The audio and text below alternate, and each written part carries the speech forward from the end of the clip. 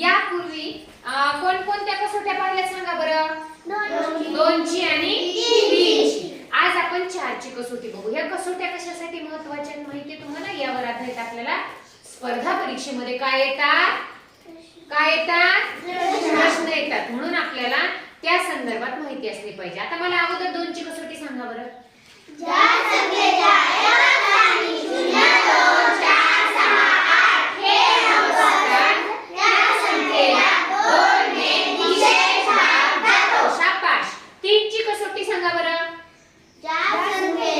ज्या संख्येतील अंकाच्या बेरजेला 3 ने भाग जातो त्या संख्येला 3 ने निशेष भाग जातो. लक्षात आले? म्हणजे आपण पाहिले यापूर्वी. आता आपण त्याच्या पुढची कसोटी बघणार आहोत 4ची. आता बघा 4ची कसोटी अशी सांगतेय की दिलेल्या संख्येतील एकक आणि दशक मिळून संख्येला जर 4 ने भाग जात असेल तर त्या पूर्ण संख्येला 4 ने विशेष भाग जातो. समजा आपण उदाहरण घेतलं 124.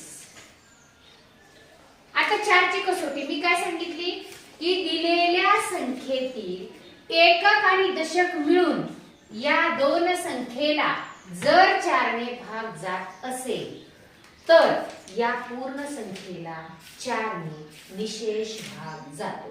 निशेष म्हणजे काय? पूर्ण. आता बघा एकक आणि दशक मिळून कोणती संख्या तयार झालेली आहे?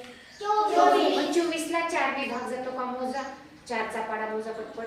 4 4 4 2 8 4 3 12 4 4 16 4 5 4 6 24. 24 ला 4 ने भाग जातो म्हणजे 124 ला भाग जातो. आता आपण पडताळ बघूया. 124 ला 4 ने आपण भाग देऊया. 124 भागिले 4. गणित वाचन आलं पाहिजे. 124 भागिले 4. चला भाग द्या पहिल्या 1 ला पटपट. भाग जात नाही 0. वजा करायचे 0. खाली राहिला 1. वरून घ्यायचा 2. चला 4 ने 12 ला भाग द्या. 4 3 12. 12. 12 तून 12 गेले 0. वरून घ्यायचा 4. चला 4 ने 4 ला भाग द्या. 4 1 4 भागाकार किती आला? भागाकार किती आला? 21. भाजक कोणता?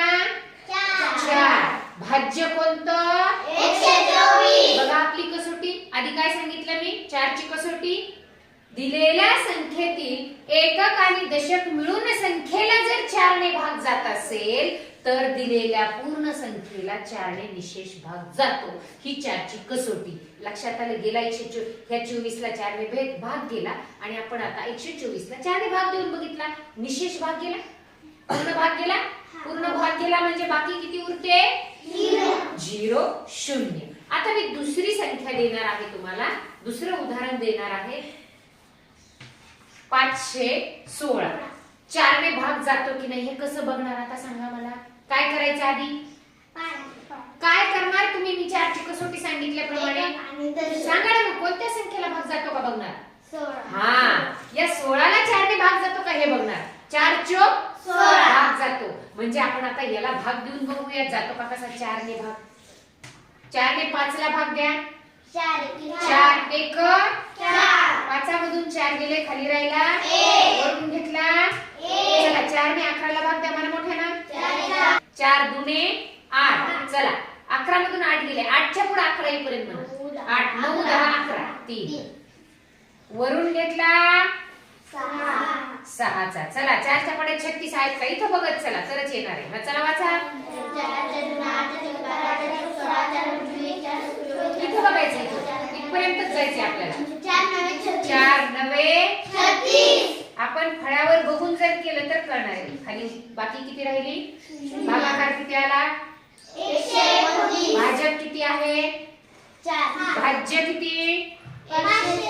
बाकी किती? 0. इथं बघून उत्तर द्यायचे. म्हणजे 4ची कसोटी काय सांगते? परत एकदा सांगा. दिलेल्या संख्येमधील एकक आणि दशक मिळून संख्येला जर 4 ने भाग गेला तर दिलेल्या पूर्ण संख्येला 4 ने निशेष भाग जातो. ही झाली 4ची कसोटी.